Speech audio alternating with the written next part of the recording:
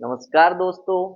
तो जैसा कि आपको पता है, पिछली वीडियो में हम जो हमारी टेंस सीरीज है उसमें प्रेजेंट इंडेफिनिट टेंस कर रहे थे। तो आज की हमारी जो वीडियो है इसमें हम टेंस सीरीज का ही जो अपना नेक्स्ट प्रेजेंट का टेंस है वो करेंगे। प्रेजेंट कंटिन्यूअस टेंस करेंगे अपने।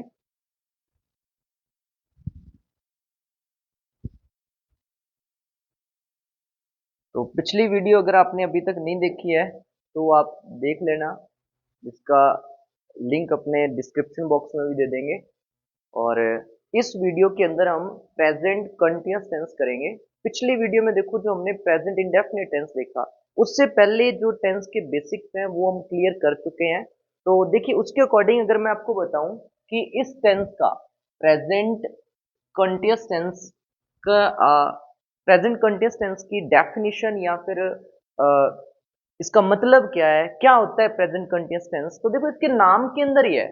आपको मैंने टेंस के बारे में बताया था कि time and action are called tense. फिर उसको थोड़ा सा हमने छोटा किया था तो हमने ये कहा था कि an action is called tense, क्योंकि एवरी एक्शन टेक्स टाइम, तो एक्शन के अंदर ही टाइम होता है। तो हमने इसके डेफिनेशन को थोड़ा छोटा कर दिया था। वैसे देखें तो जो टेंस है उसके अंदर टाइम और एक्शन दोनों होते हैं। तो यहाँ पे जो प्रेजेंट है इसका मतलब क्या है, टाइम। ठीक है, इसका मतलब है टाइम। और एक्शन कौन सा है, कंटिन्यूअस, मतलब कोई ऐसा एक्शन जो स्टार्ट है, जो चल रहा है। ठीक है, प्रेजेंट टाइम में कोई ऐसा एक्शन जो कंटिन्यूअस प्रोसेस के अंदर है। ठीक है, ये होगी उसकी प्रोसेस। ठीक है, कोई एक्शन जो प्रेजेंट में कंटिन्यूअस प्रोसेस के अंदर है उसे बोलेंगे प्रेजेंट कंटिन्यूअस टेंस। जैसे मैं बोल रहा हूं, मैं पढ़ा रहा हूं, तो यही यहाँ पे टाइम है प्रेजेंट, और एक्शन की जो प्रोसेस है, एक्शन चल रहा है, मतलब वो कंटिन्यूअस प्रोसेस के अंदर है। तो टेंस कौन सा हो जाएगा, प्रेजेंट कंटिन्यूअस टेंस हो जाएगा। फिर भी हम इसकी डेफिनेशन की बात कर लेते हैं। तो देखिए,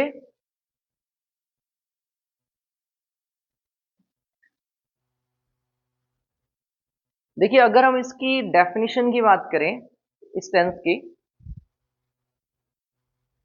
the present continuous tense describes actions that are happening right now, मतलब at the time of speaking, or are in progress at the moment of speaking। देखो इसका मतलब क्या है कि प्रेजेंट कंटिन्यूअस टेंस ऐसे एक्शंस को डिस्क्राइब करता है जो कि राइट नाउ, मतलब जो प्रेजेंट मोमेंट है उस पे कोई एक्शन जो है वो कंटिन्यूअस प्रोसेस के अंदर है या फिर चल रहा है। या फिर हम कह सकते हैं eight the time of speaking जो एक्शन चल रहा है। जैसे जब मैं बात कर रहा हूं, मैंने कहा मैं पढ़ा रहा हूं, तो देखो जब मैं बोल रहा हूं तब ये एक्शन हो रहा है। आप वीडियो देख रहे हो, तो जब मैं बोल रहा हूं तब वीडियो देखने वाला एक्शन जो है वो चल रहा है। तो जो action at the time of speaking हो रहा है, चल रहा है, ठीक है, वो क्या हो गया, प्रेजेंट कंटिन्यूअस टेंस हो गया। अब जो हमने पिछला टेंस किया था, प्रेजेंट इंडेफिनिट और प्रेजेंट कंटिन्यूअस टेंस, दोनों को साथ लेके चलते हैं। दोनों के अंदर डिफरेंस क्या है, जैसे जैसे अपने टेंस करेंगे तो वैसे वैसे जो टेंस अपने हो चुके हैं उनको कंपेयर करते चलेंगे। देखिए अगर हम बात करें प्रेजेंट इंडेफिनिट टेंस की, तो वो शो करता है किसी परमानेंट एक्शन को, और ये जो हमारा प्रेजेंट कंटिन्यूअस टेंस है ये शो करता है किसी टेम्परेरी एक्शन को। जैसे मान लो मैंने कहा मैं पढ़ा रहा हूं, तो हमेशा मैं पढ़ाता नहीं रहूंगा। ये काम कहीं ना कहीं जाके आगे जाके खत्म होना है। ये टेम्पररी एक्शन है। आप वीडियो देख रहे हो तो आप लगातार देखते नहीं रहोगे, ये एक्शन कहीं ना कहीं जाके खत्म होएगा, ये टेम्पररी एक्शन है। लेकिन प्रेजेंट इंडेफिनिट ये किसी ऐसे एक्शन को शो करता है जो परमानेंट है या रेगुलर है। जैसे मैं पढ़ाता हूं, ये कोई टेम्पररी एक्शन नहीं है। ठीक है, मैं मंदिर जाता हूं, तो ये कोई रेगुलर एक्शन की बात कर रहा है, ये टेम्पररी एक्शन की बात नहीं कर रहा। तो जो प्रेजेंट कंटिन्यूअस टेंस है वो किसी टेम्पररी एक्शन की बात करता है, लेकिन जो इंडेफिनिट टेंस होता है वो प्रेजेंट में किसी परमानेंट या रेगुलर एक्शन की बात करता है। अब हम देखो, जैसे आपको बताया कि इसकी जो डेफिनेशन है कि कोई एक्शन जो at the time of speaking चल रहा है, कॉन्टिन्यूअस प्रोसेस के अंदर है, टेम्पररी है। ठीक है, एट द प्रेजेंट टाइम वो चल रहा है, आगे जाके वो खत्म होगा या रुक जाएगा। ठीक है, वो टेम्पररी एक्शन को शो करते हैं। जैसे हमने कहा आई एम टीचिंग, ठीक है, आई एम टीचिंग, तो at the time of speaking ये एक्शन हो रहा है, टेम्परेरी एक्शन है, कुछ समय के लिए चल रहा है प्रेजेंट टाइम पे। जैसे ही इज रनिंग, तो जब मैं बोल रहा हूँ सामने कोई दौड़ रहा है, तब मैंने बोला eight the time of speaking ये जो एक्शन है वो चल रहा है। ठीक है, जैसे Ram is eating an apple, तो ये मैं कब बोलूंगा, जब मेरे सामने कोई पर्सन जो है जिसका नाम राम है वो एप्पल खा रहा है, तो मेरे सामने एक्शन हो रहा है, और जब मैं बोल रहा हूं तब ये एक्शन हो रहा है।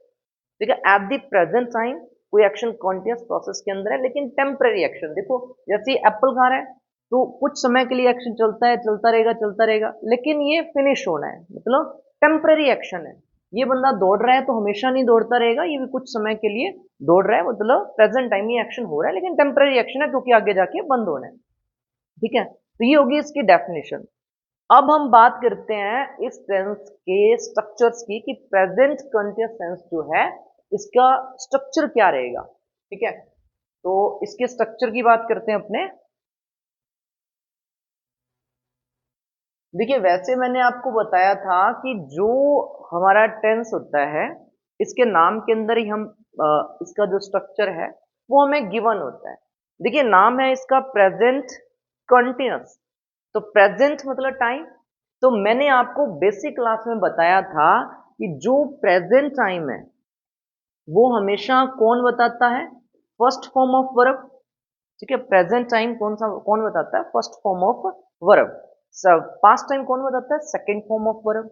वैसे ही जो एक्शन की जो भी प्रोसेस है, जिसमें एक्शन की प्रोसेस जो कंटिन्यूअस है, उसको कौन बताता है, एक्शन की प्रोसेस जो कॉन्टिन्यूअस है, इसको कौन बताता है, कौन सी वर्ब बताती है, फर्स्ट फॉर्म प्लस आईएनजी, मतलब जो आईएनजी फॉर्म है। तो इस टेंस का जो स्ट्रक्चर रहेगा उसमें हमें एक तो फर्स्ट फॉर्म यूज करनी है और एक वर्ब की फर्स्ट फॉर्म प्लस आईएनजी, इन दोनों को बोलेंगे वर्ब कंपाउंड। तो यहाँ पे जो फर्स्ट फॉर्म यूज करनी है, जो टाइम बताएगा, वो यूज करनी है टू बी, मतलब बी की फर्स्ट फॉर्म यूज करनी है जो क्या होता है, एग्जामर, और साथ में एक्शन की प्रोसेस बताने के लिए आईएनजी, मतलब वर्ब की first form plus ING use करना है। ठीक है, तो अभी ऊपर मैंने स्ट्रक्चर लिखे हुए हैं, तो उसमें देखिए, जैसे अगर मैं इसकी अफर्मेटिव की बात करूं, क्योंकि अपने अफर्मेटिव स्ट्रक्चर की बात करें, तो इसमें सबसे पहले हम सब्जेक्ट यूज करेंगे। सब्जेक्ट हमारा सिंगुलर है तो इज यूज करेंगे, सब्जेक्ट हमारा प्लूरल है तो आर यूज करेंगे, सब्जेक्ट हमारा आई है तो अपने एम यूज करेंगे। ये जो एम वाला कॉन्सेप्ट है, मैं वो पिछली वीडियो में भी बता चुका हूं कि हमें आई के साथ एम यूज क्यों करना है। देखो आई जो है वो उसके साथ एम सिर्फ तब यूज होता है जब ये स्पीकर को रिप्रेजेंट करता है, अदरवाइज, क्योंकि देखो लैंग्वेज में जो पर्सन है, मतलब जो फर्स्ट पर्सन है, जो स्पीकर है, जो बात करने वाला, जैसे अब मैं आपको पढ़ा रहा हूं, मैं बोल रहा हूं, तो एक लैंग्वेज में जो बोलने वाला है वो सबसे इंपॉर्टेंट होता है। तो आई कौन यूज करता है, बोलने वाला यूज करता है। तो आई के लिए रूल्स फॉलो नहीं करेंगे, बोलने वाला कंफर्ट फील करे, बोलने में मतलब कंफर्ट रहे, तो इसके लिए लैंग्वेज जब बनी तो स्पीकर का कुछ खास ध्यान रखा गया। तो आई के लिए रूल्स फॉलो नहीं करेंगे। देखो according to rules I singular है, आई के साथ इज यूज होना चाहिए था, लेकिन क्यों नहीं यूज करते, क्योंकि जैसे मैंने बोलना है आई इज अ टीचर, देखो आई इज अ टीचर बोलने में मैं कंफर्टेबल फील नहीं कर रहा हूं, तो इसलिए आई के साथ इज कंफर्टेबल फील नहीं करवा रहा था स्पीकर को। तो इसलिए जब भी आई रिप्रेजेंट करता है स्पीकर को, तो आई के साथ एम आता है। ठीक है, आई एम टीचिंग या आई एम अ टीचर, ठीक है, इस तरीके से बोला जाएगा जब भी स्पीकर को रिप्रेजेंट करेगा। लेकिन जब भी आई स्पीकर को रिप्रेजेंट नहीं कर रहा होगा तब उसके साथ इजी आता है। इसके बारे में मैंने लास्ट वीडियो में बात करी है, आगे कुछ एग्जांपल्स हैं उसमें भी बात कर लेंगे। ठीक है, तो सिंगुलर है तो इज, प्लूरल है तो आर, और आई सब्जेक्ट है तो एम, और साथ में आईएनजी फॉर्म यूज करेंगे। नेगेटिव है तो सेम रहेगा सब्जेक्ट, उसके बाद इज एम आर हमें यूज करना है। ठीक है, और उसके बाद नोट, फिर वर्ब की फर्स्ट फॉर्म प्लस आईएनजी हमें यूज करना है। ठीक है, जैसे कुछ एग्जांपल्स अपने देखते हैं। जैसे मैंने कहा मैं टीवी देख रहा हूँ, प्रेजेंट टाइम में अब मैं टीवी देख रहा हूँ। ठीक है, तो क्या होगा आई, तो आई के साथ हमें अब क्या यूज करना है, एम, क्योंकि मैं अपने आई स्पीकर को रिप्रेजेंट कर रहा है कि मैं देख रहा हूँ, तो मतलब मैं स्पीकर हूँ, बोलने वाला हूँ, स्पीकर को रिप्रेजेंट कर रहा है, तो आई के साथ क्या आना है, am. I am watching watching a movie, I am watching a movie at this time.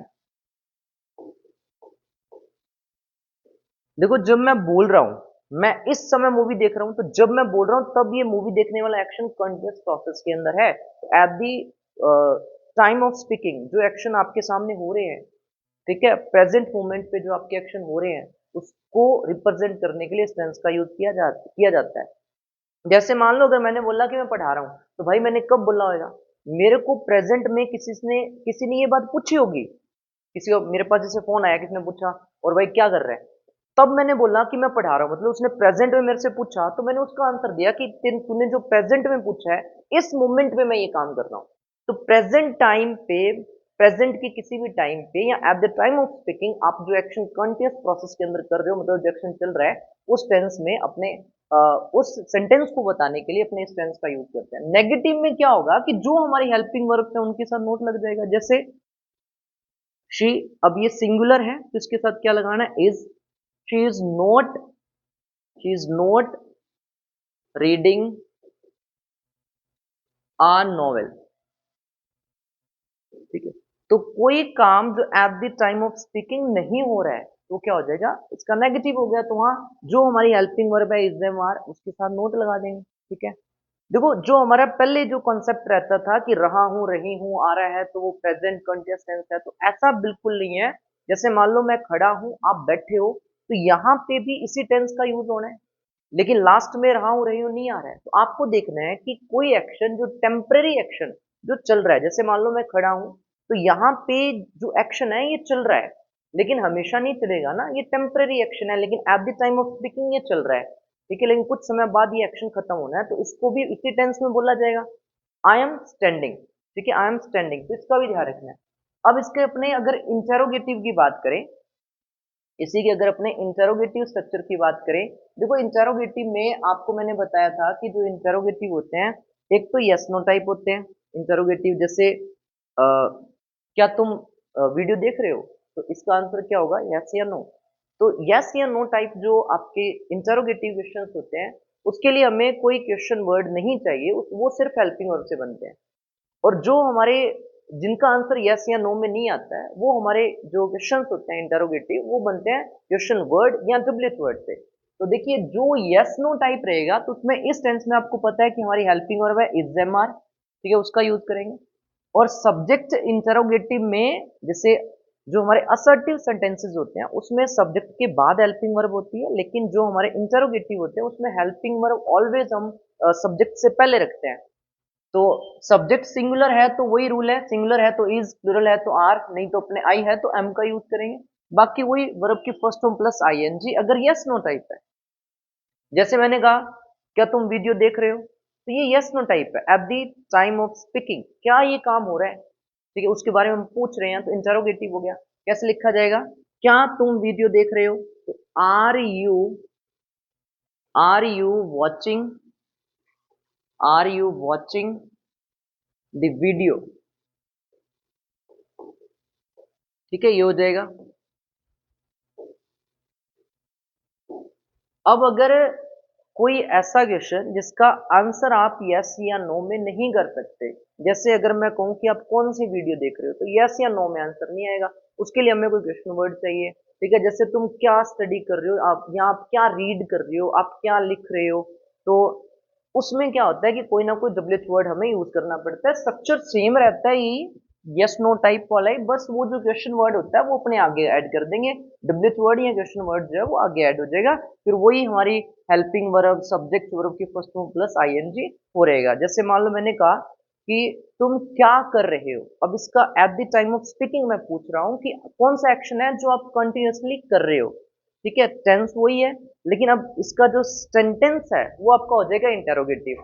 तो देखिए इसको अब डब्ल्यूएच वर्ड या क्वेश्चन वर्ड कौन सा है? व्हाट, ठीक है, व्हाट। और उसके बाद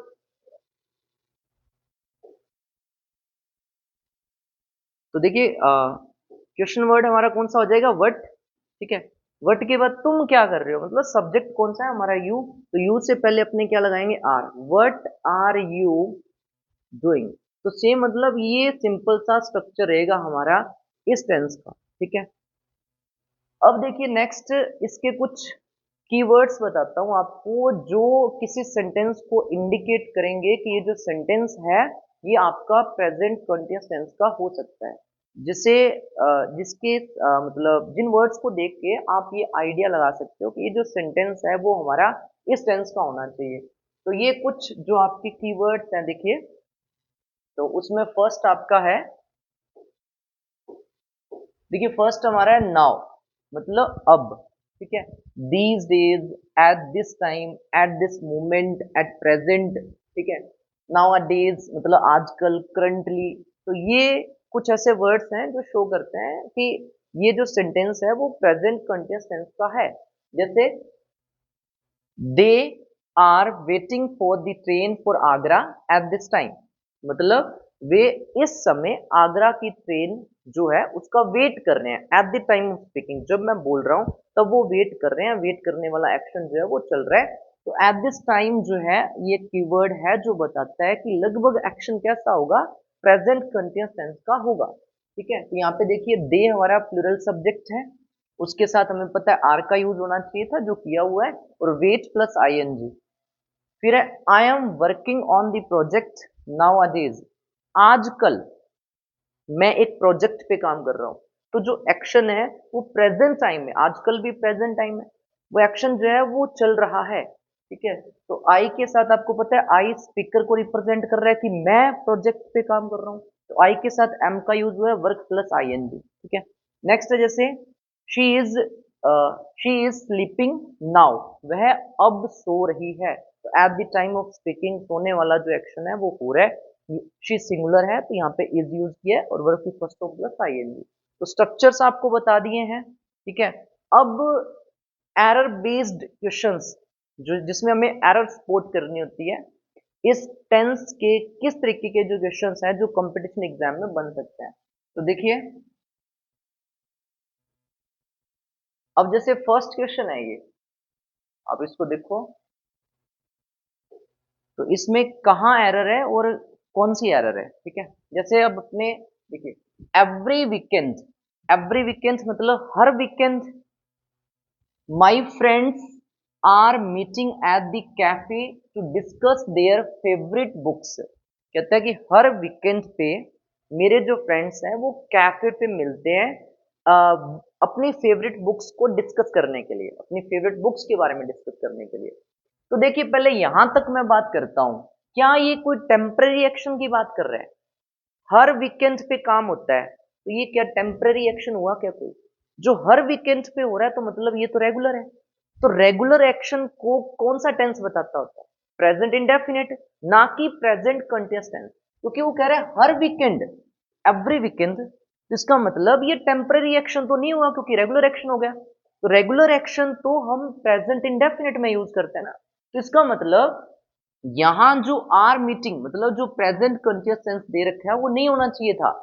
यहाँ पे क्या होना चाहिए था? प्रेजेंट इंडेफिनिट टेंस होना चाहिए था कि हर वीकेंड मिलते हैं, क्योंकि एक परमानेंट या रेगुलर एक्शन है। तो यहाँ पे जो मीट वर्ब दे रखी है उसकी जगह पे जैसे present indefinite subject plus verb की फर्स्ट फॉर्म होता है, तो मीट की यहाँ पे फर्स्ट फॉर्म आनी चाहिए थी। फ्रेंड्स प्लूरल है तो एस या ई एस नहीं लगना चाहिए था, यहाँ पे सीधा क्या होना चाहिए था? मीट, मतलब every weekend my friends meet, ठीक है।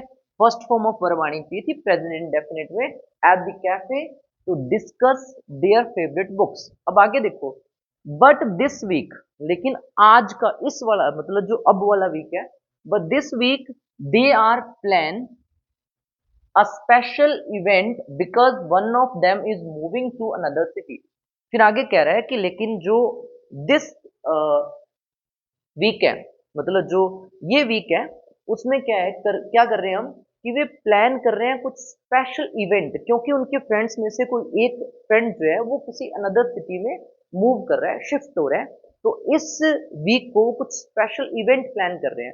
अब बताओ यहाँ पे सिर्फ इस वीक को कुछ स्पेशल प्लान कर रहे हैं, तो ये हर वीक तो नहीं कर रहे, सिर्फ इस वीक करना है ना, तो ये क्या हो गया? टेम्पररी एक्शन हो गया। ऊपर वाला हर वीकेंड था तो मतलब परमानेंट या रेगुलर, तो यहाँ पे तो टेम्पररी एक्शन की बात हो रही है ना, तो वो प्लान कर रहे मतलब टेम्पररी एक्शन है तो प्रेजेंट कंटिन्यूअस टेंस होना चाहिए क्योंकि सिर्फ इस वीक की बात है। तो यहाँ पे जो टेंस यूज होना चाहिए था, यहाँ प्रेजेंट कंटिन्यूअस टेंस यूज होना चाहिए था, मतलब दे के साथ आर सही है, लेकिन यहाँ पे प्लान नहीं, प्लानिंग होना चाहिए था। ठीक है, प्लान नहीं, यहाँ पे प्लानिंग होना चाहिए था। They are planning a special event because one of them is moving to another city. तो यहाँ पे ये जो आपकी एरर्स थी। अब देखिए नेक्स्ट क्वेश्चन देखते हैं अपने। तो आपको ध्यान रखना है परमानेंट एक्शन और टेम्पररी एक्शन। अगर परमानेंट एक्शन है तो उसमें प्रेजेंट इंडेफिनिट टेंस यूज होगा, और अगर टेम्पररी एक्शन है तो फिर उसमें प्रेजेंट कंटिन्यूअस टेंस यूज होगा। जैसे राइट नाउ मतलब एट द प्रेजेंट टाइम, ठीक है, जस्ट। तो right now Sara is sit in her room and is trying to finish her homework. अब देखो यहां तक पहले अपने देखते हैं। वो कह रहा है कि राइट नाउ मतलब एट द प्रेजेंट टाइम जो सरा है वो क्या है, अपने रूम में बैठी है और अपना होमवर्क फिनिश करने की ट्राई कर रही है। देखो रूम में बैठी है तो क्या हमेशा बैठी रहेगी? परमानेंट एक्शन नहीं है, टेम्पररी एक्शन ही होगा ना ये। बैठी है तो मतलब हमेशा थोड़ी वो खड़ी होएगी ना, तो ये टेम्पररी एक्शन है। तो टेम्पररी एक्शन है तो यहाँ पे फिर कौन सा टेंस होना चाहिए था? परमानेंट। ये टेम्पररी एक्शन है तो प्रेजेंट कंटिन्यूअस टेंस होना चाहिए था। तो मतलब सरा के बाद सरा सिंगुलर है, इज सही है, लेकिन यहाँ पे वर्ब की फर्स्ट फॉर्म प्लस आईएनजी होना चाहिए था। मतलब यहाँ पे होना चाहिए था sitting in her room and is trying, और अपना होमवर्क फिनिश करने की कोशिश कर रही है।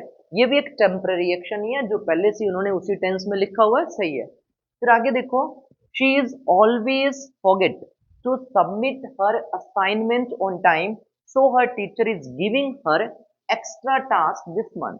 फिर आगे उन्होंने लिखा है कि वो हमेशा अपना जो असाइनमेंट है वो समय पर सबमिट करना भूल जाती है। तो देखो ऑलवेज भूल जाती है, टेम्पररी हुआ या परमानेंट हुआ? ये तो रेगुलर हो गया ना, मतलब हमेशा भूल जाती है। तो मतलब इसको किस टेंस में होना चाहिए था? प्रेजेंट इंडेफिनिट में। तो प्रेजेंट इंडेफिनिट में है तो एक तो यहाँ पे इज नहीं आना चाहिए था, क्योंकि प्रेजेंट इंडेफिनिट में डायरेक्ट सब्जेक्ट के बाद वर्ब की फर्स्ट फॉर्म आती है। सिंगुलर है तो वर्ब की फर्स्ट फॉर्म के साथ अपने एस या ईएस ऐड कर देते हैं। तो इज तो नहीं आना चाहिए था। ये जो फॉरगेट है, ठीक है, ये जो फॉरगेट है क्योंकि जो हमारा सब्जेक्ट है शी सिंगुलर है, तो यहाँ पे फॉरगेट इज तो आना ही नहीं चाहिए था। और ये जो फॉरगेट है उसकी जगह पे भी क्या होना चाहिए था? फॉरगेट्स, क्योंकि सब्जेक्ट प्लस वर्ब की फर्स्ट फॉर्म, लेकिन सब्जेक्ट हमारा सिंगुलर था तो वर्ब की फर्स्ट फॉर्म के साथ एस या ईएस लगा देंगे। She always forgets to submit her assignment on time, इसलिए उसके जो टीचर है वो इस मंथ उसे एक्स्ट्रा होमवर्क दे रहे हैं। ये टेम्पररी टास्क हो गया ना, परमानेंट नहीं है कि उन्होंने सिर्फ इस मंथ ही दे रहे हैं ना, तो ये टेम्पररी टास्क ही है। ये प्रेजेंट कंटिन्यूअस टेंस में लिखा होना चाहिए था, जो कि लिखा हुआ है, सही है। ठीक है, तो इस तरीके से अपने जो एरर है वो स्पॉट कर सकते हैं इस टेंस की। फिर आगे एक क्वेश्चन और देखो आप, जैसे देखो फिर आपने वही ध्यान रखना है, टेम्पररी एक्शन और परमानेंट एक्शन। ठीक है, टेम्पररी एक्शन और परमानेंट एक्शन। टेम्पररी एक्शन है तो इज एम आर वर्ब की फर्स्ट फॉर्म प्लस आईएनजी होगा। परमानेंट एक्शन है तो प्रेजेंट इंडेफिनिट मतलब सब्जेक्ट प्लस वर्ब की फर्स्ट फॉर्म होगा। ठीक है, जैसे at the moment present time को शो कर रहा है ये। ठीक है, the children play are play in the park and their parents are watching them closely. देखो पहले मैं यहां तक बताता हूँ। कहते हैं कि जो एट द मोमेंट मतलब प्रेजेंट टाइम में बच्चे हैं वो पार्क के अंदर खेल रहे हैं और उनके जो पेरेंट्स हैं उनको क्लोजली मॉनिटर कर रहे हैं कि बच्चा को गिर ना जाए, चोट ना लग जाए। तो ये दोनों एक्शन बच्चों का, सॉरी पेरेंट्स का बच्चों को मॉनिटर करना, उनको देखना, ठीक है, क्लोजली देखना, ये भी टेम्पररी एक्शन है, हमेशा थोड़ी देखते रहेंगे। तो मतलब प्रेजेंट कंटिन्यूअस टेंस का यूज होना चाहिए। और बच्चे पार्क में खेल रहे हैं, ये भी टेम्पररी एक्शन ही हुआ ना, हमेशा थोड़ी खेलते रहेंगे। तो मतलब दोनों में टेंस कौन सा होना चाहिए था? प्रेजेंट कंटिन्यूअस टेंस होना चाहिए था। लेकिन यहाँ पे इन्होंने क्या गलती कर रखी है? देखो आर प्ले लिखा हुआ है, ये गलत है। होना क्या चाहिए था? आर प्लेइंग होना चाहिए था। ठीक है, आर प्लेइंग होना चाहिए था यहाँ पे। और बाकी ठीक है, ये भी उनके पेरेंट्स जो है उन्हें क्लोजली वॉच कर रहे हैं, टेम्पररी एक्शन है, सही है। इसको प्रेजेंट कंटिन्यूअस टेंस में ही होना चाहिए था। फिर आगे देखो, the family is always spend their Sundays outdoors but today they are also visit nearby museum later in the day. देखो अब अगली लाइन का मतलब क्या है कि जो परिवार है वो हमेशा जो अपने संडेज है मतलब छुट्टी का जो दिन है वो आउटडोर बिताते हैं, मतलब घर के बाहर बिताते हैं। लेकिन आज वो क्या कर रहे हैं कि जो नियर बाई उनके म्यूजियम है वहां जा रहे थे, तो दोनों में टेम्पररी एक्शन क्या हुआ। देखो हर जैसे उनकी जो फैमिली है वो हमेशा जो छुट्टी का दिन है वो आउटडोर स्पेंड करता है, ये तो परमानेंट एक्शन हो गया। लेकिन आज वो कहाँ जा रहे हैं, किसी म्यूजियम में जा रहे हैं, तो ये टेम्पररी एक्शन हो गया। तो जो ऊपर वाला है कि हमेशा वो स्पेंड करते हैं, तो मतलब ये जो था ये परमानेंट एक्शन है या रेगुलर है, ये होना चाहिए था प्रेजेंट इंडेफिनिट में। लेकिन आगे वो म्यूजियम तो सिर्फ आज ही जा रहे हैं ना, ये टेम्पररी हो गया। तो ये जो अगला सेंटेंस था ये होना चाहिए था प्रेजेंट कंटिन्यूअस टेंस में। तो ये जो ऊपर वाला है, ठीक है, ये जो फैमिली, ये फैमिली और इज ऑलवेज स्पेंड, तो ये वाला जो है ये होना चाहिए था प्रेजेंट इंडेफिनिट में, मतलब इज नहीं आना चाहिए था। फैमिली के बाद डायरेक्ट जो वर्ब है उसकी फर्स्ट फॉर्म आनी चाहिए थी, तो फैमिली को अपने सिंगुलर कंसीडर करते हैं, तो यहाँ पे ऑलवेज के बाद स्पेंड नहीं आना चाहिए था, स्पेंड्स आना चाहिए था। The family always spends their Sundays outdoors, but today they are also visit नहीं आना चाहिए था, विजिटिंग आना चाहिए था। क्योंकि यहाँ ये टेम्पररी एक्शन है ना, सिर्फ आज ही जा रहे हैं, ये टेम्पररी एक्शन हो गया। तो आर विजिटिंग, ठीक है, तो ये होना चाहिए था, क्योंकि टेम्पररी एक्शन है तो present continuous tense, permanent action है तो आपको यूज करना है प्रेजेंट इंडेफिनिट। लास्ट एक क्वेश्चन है जिसका आंसर मैं चाहूंगा कि आप सॉरी, कुछ क्वेश्चन हो रहे हैं उसके बाद लास्ट क्वेश्चन हो रहा है, जो जिसका आंसर मैं चाहूंगा कि आप कमेंट्स में बताएं। उससे पहले अपने ये देख लेते हैं जल्दी से, कुछ इसकी क्वेश्चंस हैं, जैसे ये भी एरर बेस्ड है। पहला पार्ट है शी, जो कि सब्जेक्ट है, is liking to read novels every evening, मतलब हर इवनिंग को अ, जो कोई गर्ल है वो लाइक करती है नॉवेल्स को रीड करना, तो ये परमानेंट एक्शन हुआ या टेम्पररी एक्शन हुआ। देखो हर एवरी इवनिंग मतलब ये परमानेंट एक्शन है। एक तो ये जो टेंस है वो किस में होना चाहिए, प्रेजेंट इंडेफिनिट में होना चाहिए, मतलब सब्जेक्ट के बाद वर्ब की फर्स्ट फॉर्म आनी चाहिए। शी सिंगुलर है तो मतलब लाइक के साथ एस लगा के आना चाहिए था, likes. She likes to read novels every evening. एक चीज और ध्यान रखना है, देखो ये जो लाइक है, या फिर नीचे देखो एक सेंटेंस पहले अपने और देख लेते हैं, I am knowing that person very much, मतलब मैं उस पर्सन को बहुत ज्यादा अच्छे से जानता हूं या जान रहा हूं, ये कह रहा है। ठीक है, तो यहां पे भी देखो क्या एरर है, दोनों में मैं बताता हूँ। देखो ये जो नो वर्ब है और ये जो लाइक वर्ब है, कुछ और भी वर्ब्स होती है, ये होती है स्टेटिव वर्ब्स। स्टेटिव वर्ब्स क्या होती है, जो किसी कंडीशन को दिखाती है। जैसे मान लो अगर मैं जंप करता हूं तो आपको दिख रहा हूं, मैं बोल रहा हूं आपको दिख रहा हूं। लेकिन मान लो अगर मैं किसी को प्यार करता हूं, किसी को नफरत करता हूं, किसी में बिलीव करता हूं, तो ये जो चीज है वो विजिबल नहीं है, तो वो क्या होती है, स्टेटिव। तो जो स्टेटिव वर्ब्स होती है वो कभी भी आपने कॉन्टिन्यूअस टेंस या कॉन्टिन्यूअस फॉर्म में यूज नहीं करना। जैसे लाइक है, ठीक है, लाइक है तो ये कभी भी लाइकिंग नहीं होगा।